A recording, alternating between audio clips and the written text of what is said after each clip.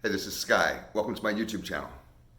So let's talk about trust. There's a lot of people out there with trust issues, have a hard time trusting others. There's that phrase, trust no one. A lot of little wannabe thugs like to push that line. I've seen that tattooed on people. I've seen that patch on biker vests. A lot of people kind of view the idea of not trusting as a form of strength, as if putting that shell around you is protection. It's actually weakness. You're blocking yourself off from life like a scared little bitch. It's fear. Mistrust is fear. Anytime that you're following a negative emotion, you're making yourself weaker. There's only two emotions. All the other ones are spawned off of them. There's love and there's fear. Everything is either a love-based emotion or a fear-based emotion. Mistrust, not trusting, is fear-based. It's weakness. Love is strength. Fear is weakness. Now, some people want to take this conversation to the extreme and say, well, you have to have a certain level of mistrust in order to navigate, or else you're going to get fucked with, you're going to get robbed, you're going to get picked on, you're going to have people manipulate you and prey upon you. And that is true. And there is an aspect of wisdom that comes along with experience.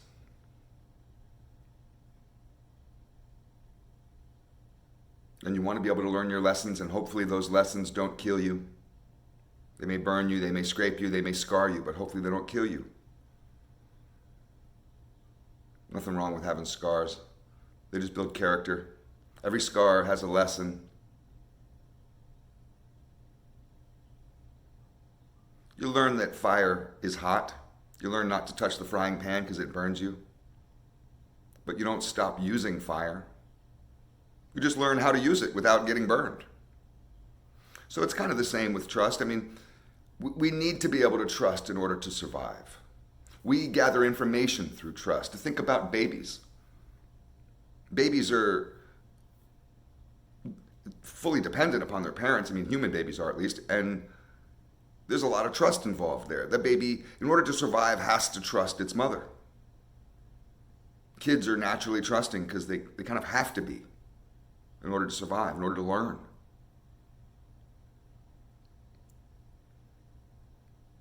We don't want to lose that aspect of us just because some bad things happen.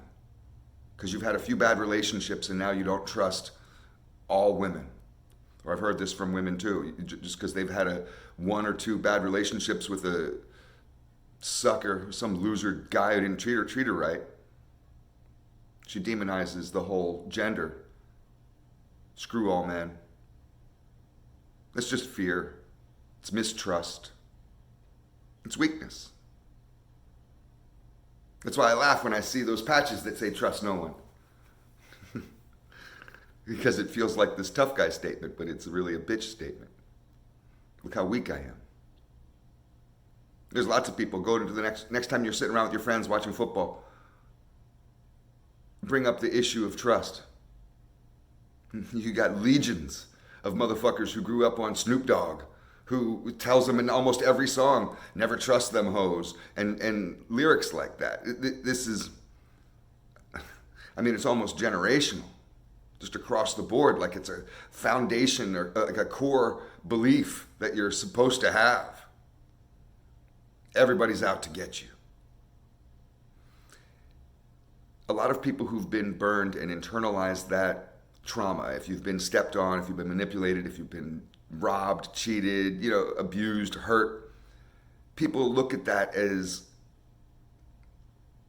kind of like, see, this is the way all humanity is. It can make you jaded. You can really start to feel like, especially if more than one thing happens to you, start making these blanket statements. You have one bad relationship, well, that's just one loser motherfucker. You have two bad relationships and all of a sudden a whole gender sucks and they're out to get you, and you start making these blanket statements. And people do this with racism also. They meet one jerk at the gas station and hey, that's just a jerk. They meet two of them in a week and all of a sudden, They're flipping off a whole side of town as they're driving by.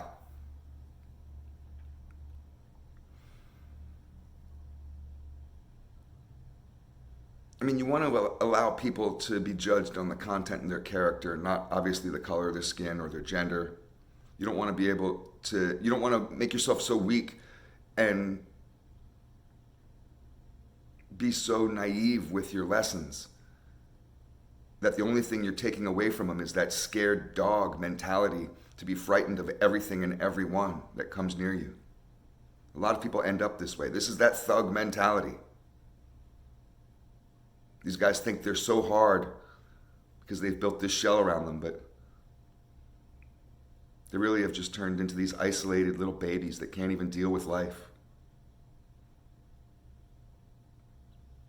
You want to be confident in yourself, confident in your capabilities, confident in your knowledge.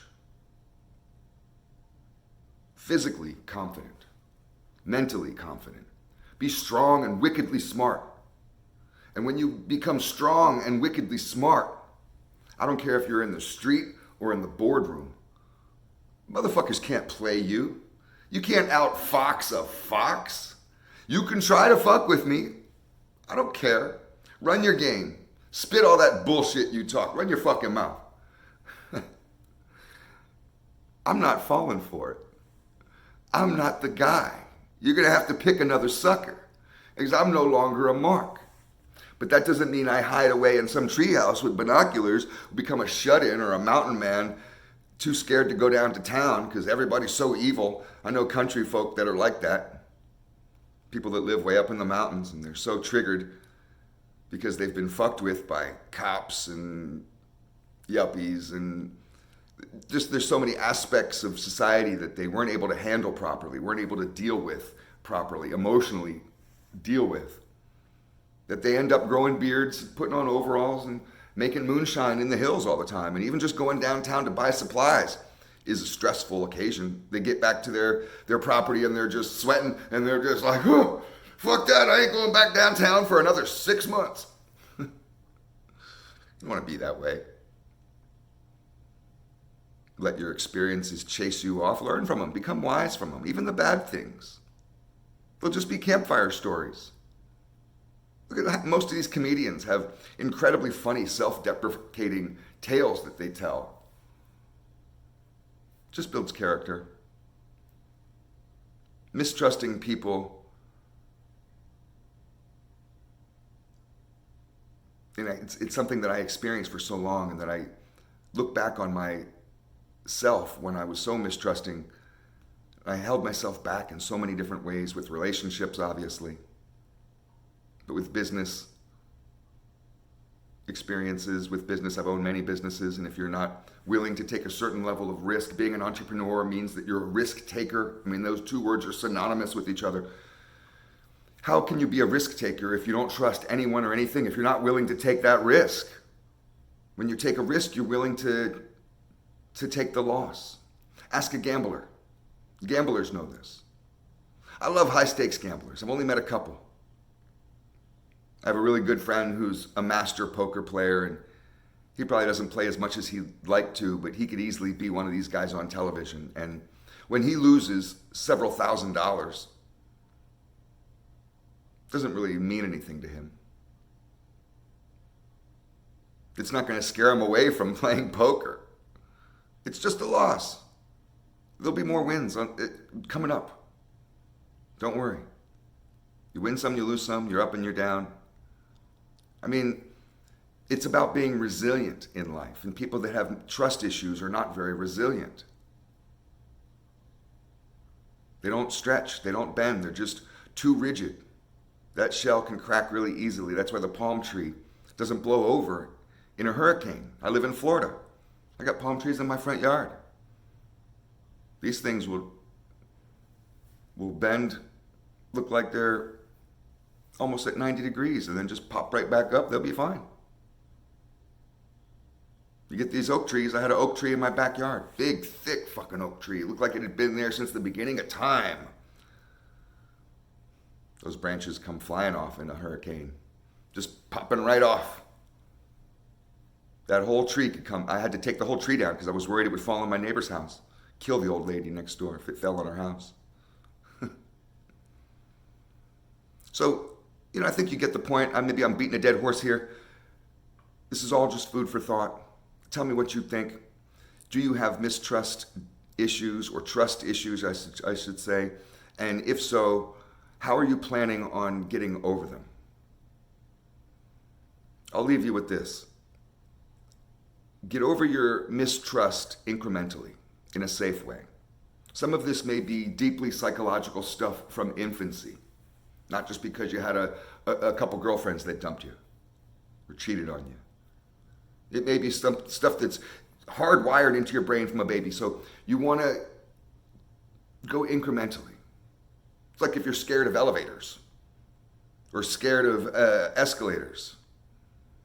You take that shit really easily. If you're scared of water and you're scared to swim, I've known guys that have been scared to swim.